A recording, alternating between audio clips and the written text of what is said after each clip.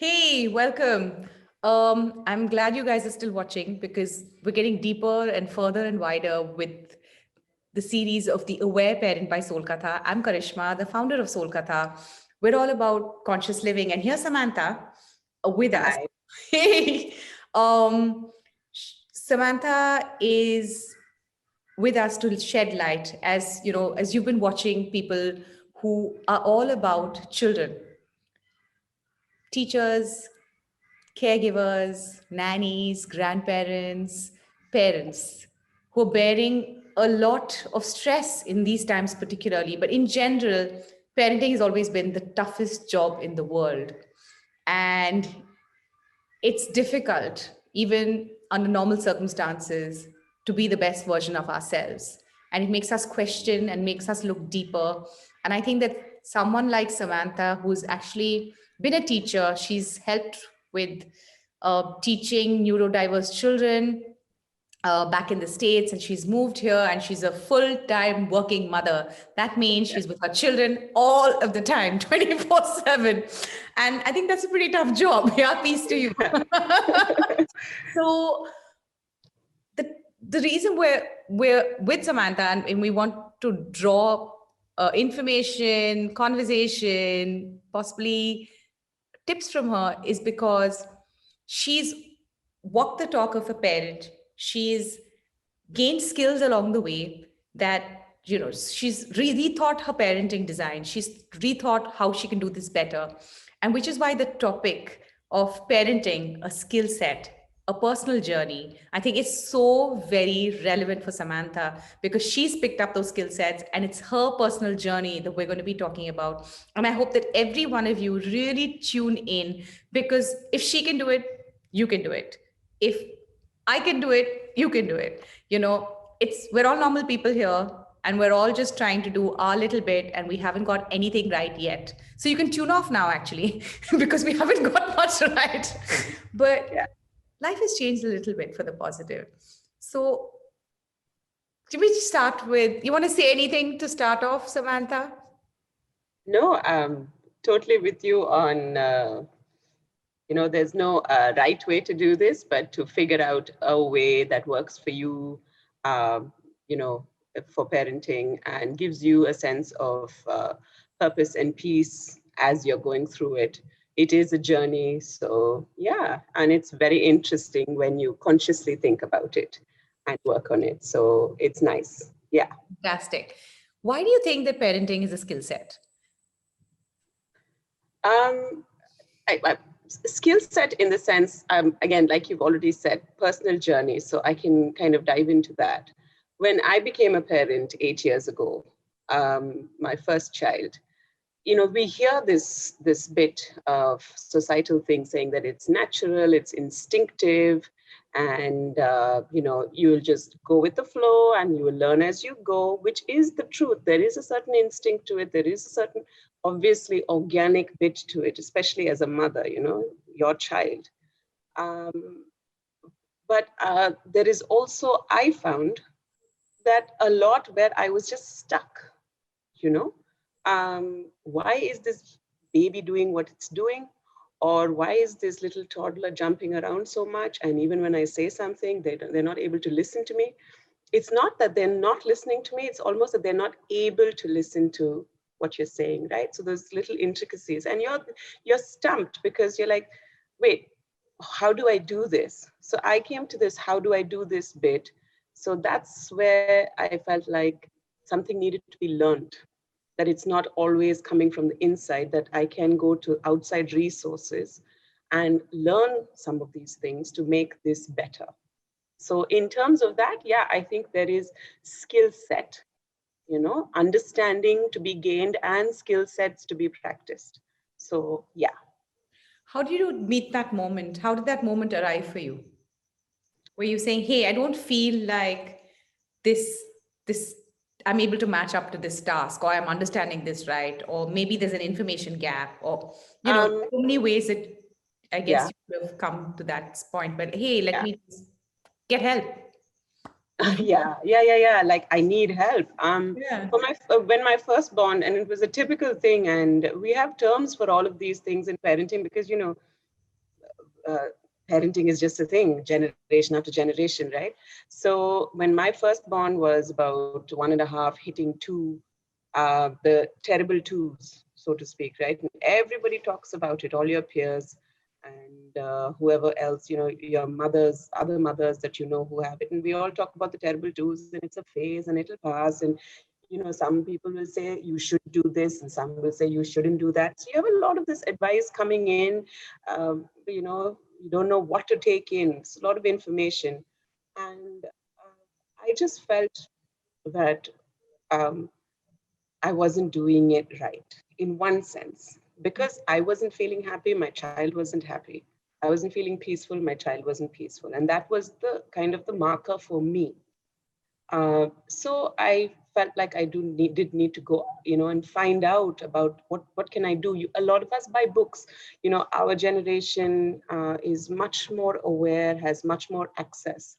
So from when we learn that, to getting pregnant, to being pregnant, to having the baby, and the first year of the baby is all very much, like all of us are into it. And as the baby grows and they get more independent, we do look for outside information. We do buy books and things, but I felt like whatever I was reading in the book, I wasn't able to translate. And it's always nice to have, like I've always liked going to somebody and talking through it, right? So I felt like if they did have a parenting workshop, and for me, it just happened serendipitously that one of my friends was connected to an organization here in Chennai that now I work with. But they said, why don't you go check them out? Here's their website, and they're really good. And so I did. I reached out to them. They were doing a workshop, and I signed up for it. And that was the point where, it did kind of dawn on me that there is outside help, and there is this bit of learning, external learning that I can do that'll help me in this process. So, That's yeah. really beautiful, because from what I understand here is that we're looking for generic information to help us, but it probably won't help with your unique situation. So everyone who's listening, the organization that Samantha is talking about is called Parenting Matters. They're doing some wonderful work for the last 15 years. And we've also got an interview with Kesang, who's the founder of Parenting Matters, who runs these workshops along with a really wonderful team. And I think that some of you might feel like reaching out to, to understand your own unique situation, because you're a parent to this beautiful, unique child, and you're unique as well. So how does that, how do you find that fit and sitting down and talking to someone? So the first attitude really is, I'm different, my child is different. I probably won't get generic answers from a book or a YouTube thing. So how can I reach out and actually, get a course or speak to someone? That's the first thing.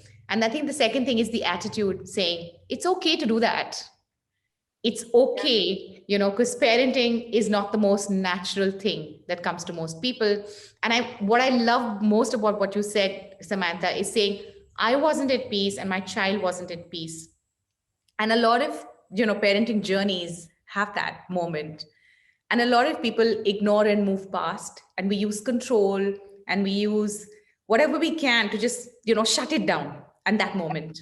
Yeah. Rather than stepping back and saying, okay, now what? How can I sort of make this better? So I think that for all of you watching, however old you are, however old your child is, take that moment to really step back and say, I can make this better. And there are resources out there to do that, which makes me actually come sort of like, what the next question for me is, why don't you think more people do that? Why don't you think that more people just don't sign up? Because if I wanted to make like, a simple dish, I'll get help. I'll find a recipe, I'll call someone and I'll say, hey, how can I do this? Right? I'll probably get 2 or 3 different recipes, right? And I'll see, hey, what ingredients do I have and how does it match my needs at this moment? And then I'll go ahead and make it. But yes, I just don't know why for parenting, people don't think of it as something that they need to research or apply. Work on. Yeah, work on overtly. It's not that we don't work on it. I think every parent has the best intention for their child, and every parent really, really wants the best. You can see that, every parent that you meet, every parent that I've met, um, it is conditioning, a conditioning and a thought process and a belief system that we need to, I think, slowly come out of, which kind of keeps us in the box. You're told by your elders, you're told by maybe some of your peers that, this is natural. First things first is, if you look at childhood, it's phases, and the phases, the days are long, but the years are short, kind of thing for childhood, right? We were just discussing that, my friends and I. But the days seem long, and by the end of the day, you're just tired, and then the cycle might repeat. But your brain might sometimes just not go to this, like, what can I do? I'm going to go and just get some help. Or you're just told by your peers, or you're told by your adult, your elders in the house, that this is okay, it'll pass, he's just like that, he's just a baby, and we endure. I think when I was thinking about talking to you, I kind of thought about what is it, and I feel like a lot of these little phases, we endure it. This too shall. Yeah, with I think that this too shall pass. But my personality or my set was just that I couldn't endure it. So I don't know if it is just that some of us need to be pushed to that point where we say, no, this cannot be. I'm sure there's something better than this. Or so it's a mindset change that has to happen, and I think it's slowly happening. I mean, we see it as more and more parents reach out to us. And it would be nice, because you do understand that even those things that you might have to endure still, that 3-year-old rolling on the ground and screaming and crying and whatnot, but I at least know why he's doing it, right? I at least know then maybe how I can help him through that crying, right? And that was the thing for me. For me, it was always understanding, because it felt very alien. Here is this other human being that is from you, your own child, and we talk about unconditional love. We talk about the bonding, right? And I'm sitting there wondering, gosh, am I the only one who does not feel this or is totally confused by this? And I know now, talking to many parents, that at different stages, many mothers and fathers do feel this. So you feel very alone and lonely in the process. When you reach out and you find out that there is help there is knowledge out there that will make it better, you also feel part of a community, you also feel more understanding, and you understand this is part of everybody's journey. And it makes it, it just gives it such an openness and a freedom to ask. So yeah, why people don't do it, I think it is just that we need to change our mindset and kind of come out of this. I'd like to break the myth that it's natural. It is. It's natural. When you feel the connection, it's natural. But every other bit, when you don't have the understanding and you're lost, you can change that. Right. So I don't know if I'm making sense of that, but yeah. Relevant. Every parent loves their child. They come from a space of, what can I do? What's best for this child? But what's best for this child may not be what's really best for this child. And that is the attitude of, I can see these plants, they're beautiful, and what do they need, rather than what do I want that plant to be, because I know and I love that plant so much. I just want the best for that plant, Yeah. But how does the plant grow? How does the plant feel fulfilled? How does the plant want to connect to you? And I think that may be the thing. And feeling that sense of, oh, I haven't got this figured out. You don't know what your child wants. People put on the spot like, oh, you don't know? They didn't, like, shouldn't you know? No, you probably don't. And that feeling that you're not alone, that's so important. I want to stress that more. You are not alone. You're really not. There's so many parents who struggle with bonding with their child, struggle with not able to understand why they're doing what they're doing.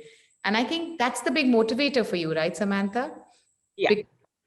After joining Parenting Matters, because you've been with them for what, 6 years or more now? 6 years in and out, because I had my second child, and so yeah, but I'm very much a part of the team. Um, yeah, for me, I don't even think of it as in and out in the sense that, but you're with them in spirit, in the spirit of raising your child. Yes, absolutely. So, Yeah, absolutely.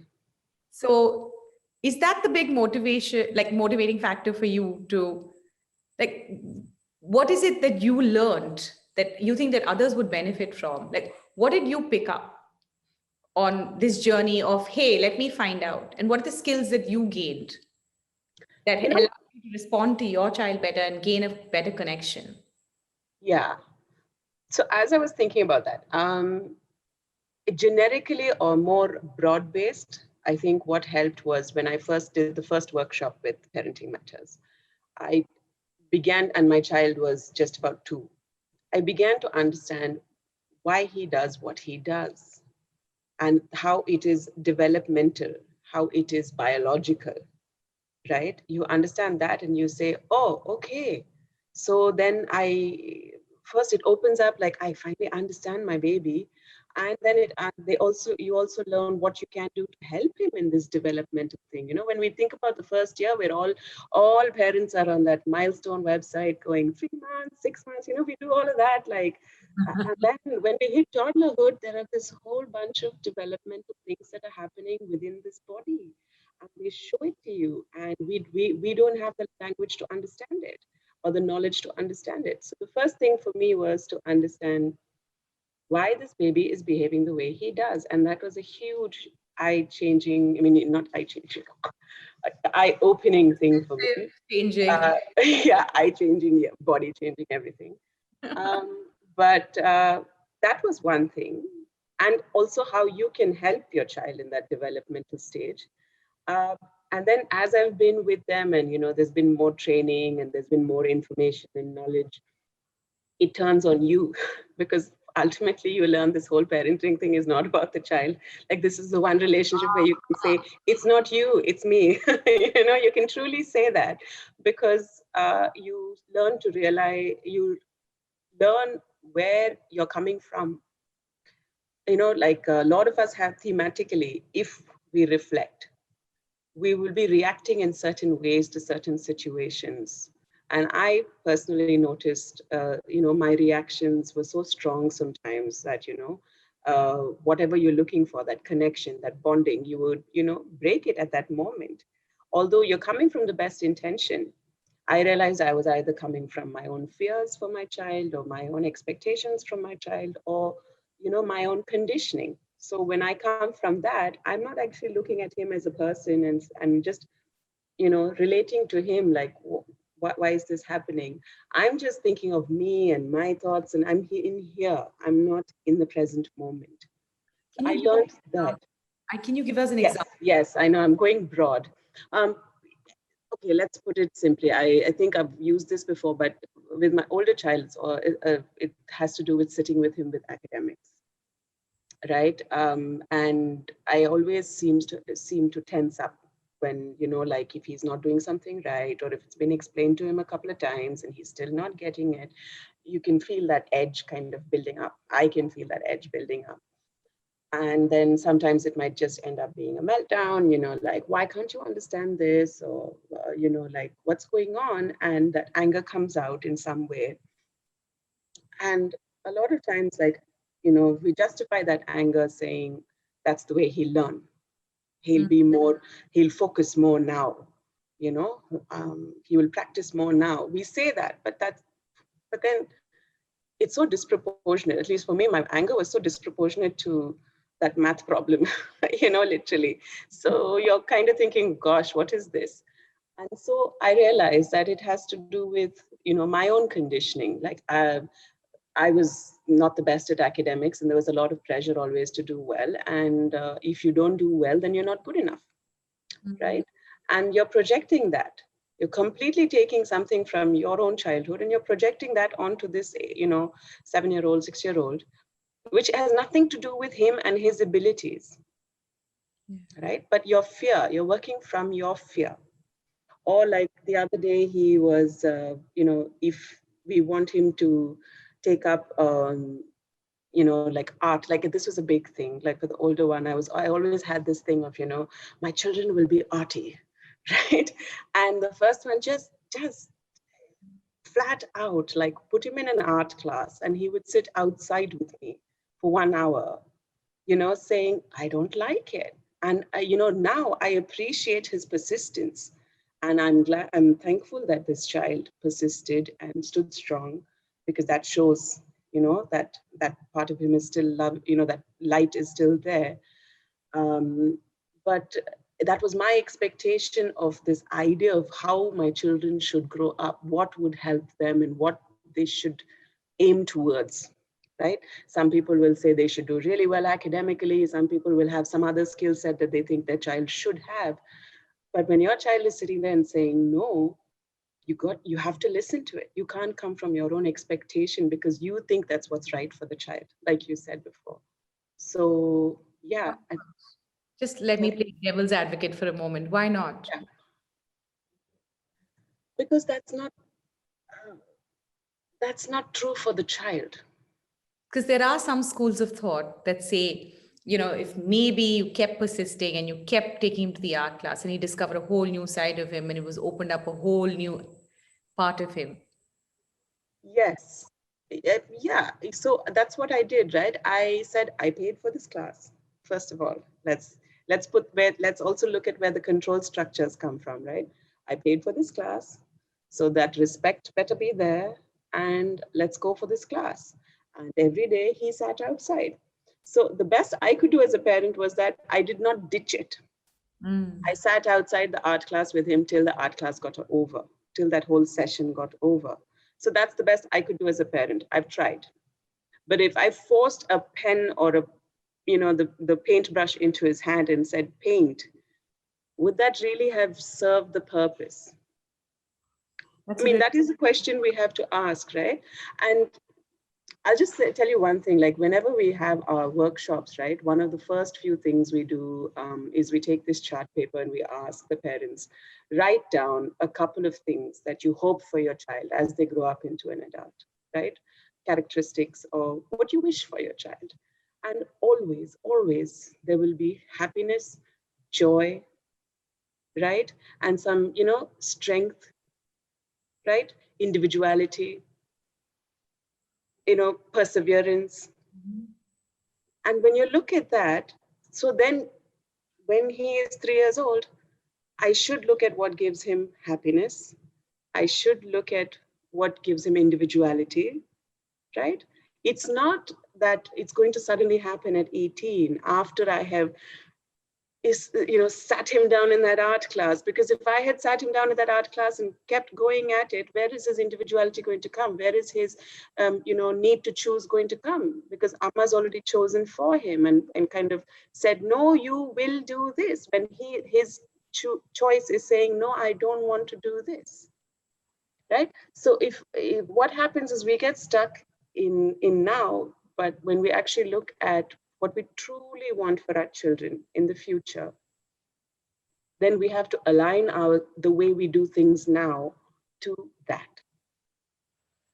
That's how I see it. I think all of these add up to that. And it's not perfect, right? Like I have this information, I have this knowledge, and yet you will see, my neighbors will tell you there'll be quite a bit of yelling going on in my house, right? But because, no, you will do this, but once you have that information, at least you keep trying every day. I think that is it. So, yeah. I think that's brilliant. It's the weight of the expectation that we have put on ourselves, that burden that we then carry on and put on our children. And then they have to sort of carry it on to the next generation, possibly, right? But first, these are little children that we've already decided for them that they're going to be this, whatever that this is in your head. And it comes from your own expectation. And, thank you for sharing that, because it's very difficult to be vulnerable when so many people are watching. But it also is the one thing that I think really helps people. It really helps people say, hey, she's done all these courses. She knows all the, the logic of it. And yet there's such a strong sense of irrationality that creeps into everyday life. And Yeah. so therefore it's okay because I can do this and I can try and meet my child's needs. I can try and let go of these expectations. I can try and let them be my original thing, which is joy, happiness, individuality, persistence, perseverance, all these things. Because, well done, your son, because like just imagine this, Yeah. right? And there's so many children out there who are fighting. That's his big battle, who are fighting those battles and saying, I don't want to do that. This is me, you know. And also just imagine the amount of pressure and the emotions in a child, any child, when you tell them that they have to do this, and how that emotion actually blocks them from doing that. Because it's not like he'll never pick up a paintbrush, Yes. you Exactly. know. Yeah. It could happen at 60 or 90, we don't know. But the thing is, at this moment in this time, he didn't want to pick up the paintbrush, and she didn't want to play football or whatever it is that Yeah. it it's only true for this moment in time. It's Yeah. more about character building and validating them and acknowledging them as humans more Yeah. than picking up that one skill. And I think that's a skill we need to learn, right? Yeah. That's a skill that we need to, in our personal journeys, need to say, hey, how can I respect them as individuals for who they are, and not put that weight of emotions on them? Because when they're free, it's like, it's true for you and me, right? If I told you that, oh, we need to do this in this interview, and and we need to attain all of this, and we need to have these many people impacted by this, and then you say, no, no, and I want this when I interview, and I want all these criteria met, and I want pastries to be sent over right after. Good idea. That one. Yeah, Yes, like, on that one. oh my God, both of us would be so Overwhelmed. Yeah. and overwhelmed that we probably can't have this fluid conversation, right? Yeah. Energy exchange, because we're thinking about all this other stuff of, have I met her needs? Have I, am I, Reach the goals, Yeah. Yeah. have Yeah. I met the agenda and reached that goal, and Yeah. and and then it's even more difficult. Like every day is more difficult. So I Yeah. hope you've been really listening to what Samantha's saying, everyone, because it's our expectations which weigh us down. And then as we carry on this beautiful trophy of expectation, that we probably don't even know it's there, right? You're not even aware. Then the child is burdened further. Yeah. I do want to add one thing here, though, because sometimes I know, because even if I hear myself, there is that part of me, the dominant paradigm says, oh, so we just, let go of everything and let them do what they want to do. Uh, which sounds very, like you have no control, right? And I don't think it's that. Um, I've, I think what I have learned is, and that's the permissive parenting. So we have this whole spectrum, right? And we talk about it. We talk about the dominant paradigm, which is about your expectations and what you think this child should do. And then we're all at different points on the spectrum on our journey. And then you have permissive parenting, where you, out of fear, you say yes for everything. Or you don't want to do art, okay. You don't want to do art, okay. Just be happy. Because there's also this expectation that children should be happy all the time, which is a burden on them. Yes. Happiness is not the only emotion we as human beings feel. We have a range of emotions that we feel, and our children should be allowed the full breadth of every emotion that they feel to express it. As difficult as it is for us as parents to see it and experience it with them. But so coming back to this, on the spectrum, it's not about saying yes to everything, but it is about that, like you said, that individual child has their individual needs and the individual likes and dislikes. Can we work together to find this out? And whether it works within your agenda, or whether, it triggers something in you, like, oh my, say, what do you call them? The video games. It triggers a lot in me when my child is sitting with video games. I'm like, oh my God, his brain is going to rot. Sometimes literally, like 20 minutes down and he says 5 minutes more, and I'm like, your brain's just fried, I'm done, I'm there, but this is what, for whatever you say, this is what brings him joy at this point. So then can I work with him and figure out a system? And that's what makes it so individual for us. Our journey is this, right? Different children are going to have different things that they want to explore and see. So, and we as parents want to expose them to different things too when we have, because we also feel that. So where can we find it midway to have a conversation, a respectful conversation, even if he is 3 years old or 4 years old and he's only yay bit, right? Because that height matters and the size matters. Can I have a respectful conversation with my child, taking into consideration his needs, his thoughts at that point, and see where it takes us? I think that openness is nice. So you might still end up saying no, like, I'm sorry, I can't give you 5 more minutes, but at least he's understood where I'm coming from, that I don't want to give you 5 more minutes. It's not just shutting it down, So yeah. It's absolutely brilliant and absolutely a must mention thing, because, and not only are you on the spectrum of, permissive to, to saying no to everything, to sort of strict disciplinarian to permissive, but then there are certain parents who have certain things that they say yes to and certain things where absolutely no, right? Yeah. And it doesn't probably fit with the personality of the child. Like, you can watch as much screen time, but I'm not going to compromise on your grades, so get those marks, but then you can do whatever you want the rest of the time. Or certain parents who'll say you can eat whatever you want, Yeah. but I don't want you to mess with me when I'm working. So they have boundaries and certain spaces where everything's, everything's no, no, but there's certain spaces where everything is yes. And then the child thinks that it's, okay. And what do you have to say about that, Samantha? I think it just, if we do that, and I've done that sometimes with, I have done everything that every parent does, and I still do. So that's also another thing, right? You have your days. So all of us have our days, just because I know this, it does help me, but we all have our days. I think what it does ultimately is it confuses the child. There's a lot of confusion in them because they're looking at you for uh, all the responses, right? In such a way. I think we're doing a training at work right now, and our trainer, he talks about how childhood is done to the children. I thought that was such a beautiful expression, right? It's done to them. They have all of these adults around them, be it not just parents, teachers, grandparents, other caregivers, it's always done to them, a lot of it. I have to come to Amma to ask about everything, or Appa, whoever, right? So it confuses them, the messages you give, and they, whatever you say, I do believe that they imbibe it. And then, you can see it come out in other ways.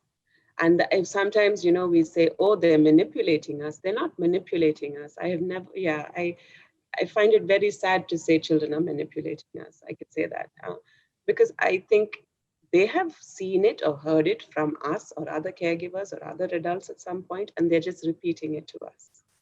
So then we have to be careful about how we conduct ourselves. And that is one part of the journey. It's not perfect, right?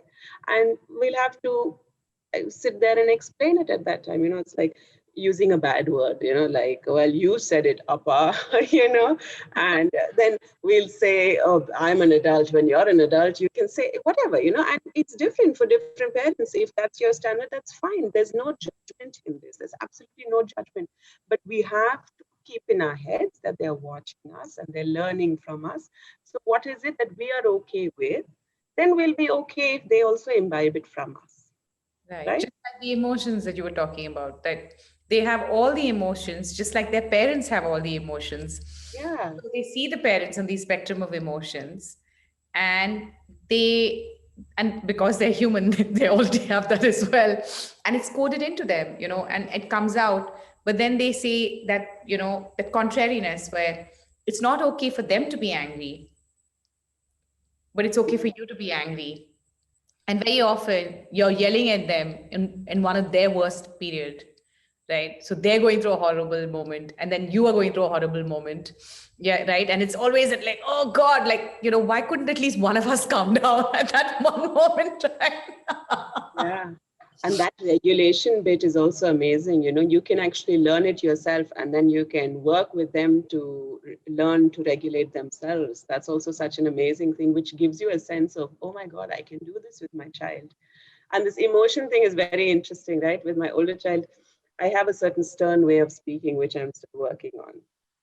And of late, he's got a 3.5-year-old brother, a younger one. I can see him talking to him in that tone, like, no, you will not do that. And that's exactly me. And a lot of parents will see that, right? Like, he got that from me. And then you're like, why can't you just get my good qualities, dude? You say that. What about the 10 times I've been really sweet in the way I spoke to you? Why can't you speak like that to your brother? But it's kind of that thing where the job gets done when you say it in that tone, right? So he's trying to get the job done from his brother. So he's like, this is what's going to work because it worked for me and I'm going to use it, right? I So can, it's yeah, interesting. I can see this narrative play because my children are 5 and 3.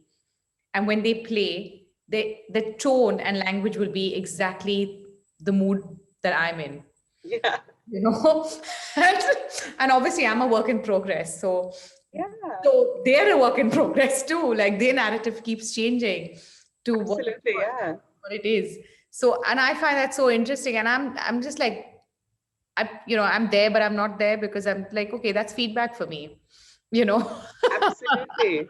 Absolutely. I every night you go to sleep and you say these certain things to yourself, like especially mothers. I know every mother friend of mine, like, I will do this better tomorrow. Especially in these 8 months, we've been stuck at home with our children with no natural, outlet, with their whole, normal life, so to speak, all of our normal lives disrupted, right? And they're in your face, you're in their face. And so every night you do go to sleep saying, I will do this better tomorrow. I've been kind of also like, uh, changing that and grading it, but it's been interesting. Yeah. and I think that that's one aspect of it, but the other thing is also saying I've done really well today, True. Yeah. Yeah. Yeah. because there's so much that we can improve on, and that's great. But it's like, what can you say that you did really well? What can I be grateful for? That one moment when things could have completely landslided. you Yeah. know, Yeah. you're like, hey, you held it together. But brownie points for you. So good that you mentioned it, because that's something I don't do for myself as a mother. I might do it in other aspects, right? Like, I cook this really good dinner tonight, whoop-de-doo, But that's a very good point, because as a mother, I'm not looking at the day in all of those, the sweet moments, the softer moments. Um, and that, as you said, that's also part of journey where you're grateful for the changes that you have made, for the positive movement that you have made, and that's what kind of tells you that you are on the right path, because you never know. There's this teacher Joe, or this is going to sound so bad, but there's somebody in California who does this playway method, and he has a really good a blog. But one of his articles talked about how he's worked with parents for now almost 20 years. And he said, there is no one perfect parent. And what works for you might not work for the others, right? So there is no one perfect way to do this. But at the end of the evening, if you're grateful for what you've done, and you will not see this also, that's another thing where he talked about, there is no method of data collection to Yes. see my child has turned out perfectly, right? But I guess in this journey, it's within us to figure it out for ourselves. It is so individual. And, so yeah. Because I think we've talked about a lot of skills. We've talked about how to drop expectations. We've talked about how to, um, you know, embrace ourselves for the unique people that we are, embrace our children for the unique people they are. sitting down and looking at things from their perspective, um, understanding about, hey, how can I do better at this? And how can I appreciate myself? There's so many skills and so many conversations. And I think people have a lot of food for thought, or little things that they can actually implement immediately, right? Just from listening to this. So yeah. Yeah, any final thoughts? Any final thoughts that you'd like to share with, with the Soulkatha community, with the Parenting Matters community, with any human out there who's interested in, themselves and the betterment of their children, whatever child, needs that. Gosh, I feel like I'm supposed to drop this most beautiful philosophical nugget, but I have nothing really. I mean, not nothing. I love what we say in Parenting Matters. I love this one term. We always say it, and it gives me so much peace. We say every parent is doing the best that they can with the knowledge that they have currently. And I think that's a great way to always start your day, and always also end your day to say, I'm doing the best I can, because truly that is what it is, with the knowledge that we have on this journey. So yeah, I think that's something that we can carry with ourselves, especially down days, up days, days full of gratitude and days full of toughness. I think you can say this to yourself, I'm doing the best that I can. So yeah. Parents, drop the guilt. You are doing the best that you can. Just drop the guilt. And the children are doing the best that they can too. When you're having a tough moment with that 3-year-old, trust me, I know, you can say he or she is honestly doing the best that they can. So yeah. Brilliant. Thank you, Samantha. I think a lot of people have gained a lot from this. And it's good that you are so real and honest about what you're going through, and you've sought answers, and you've sought things that actually make your life better. And I think that motivates a lot of people to do the same, saying, you know what, maybe I can read a book, but maybe I can actually talk to someone as well. Maybe I can reach out for help, because these are tough times, and I want to give myself the best self-care, and I want to give the best to my child as well.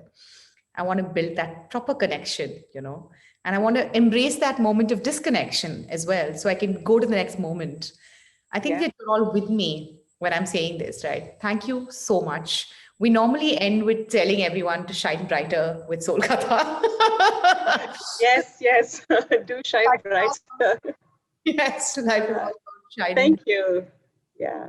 No, thank you for having me. And yes, if this is helpful for any other parent out there, it's like it's nice to know that we're all a community of parents.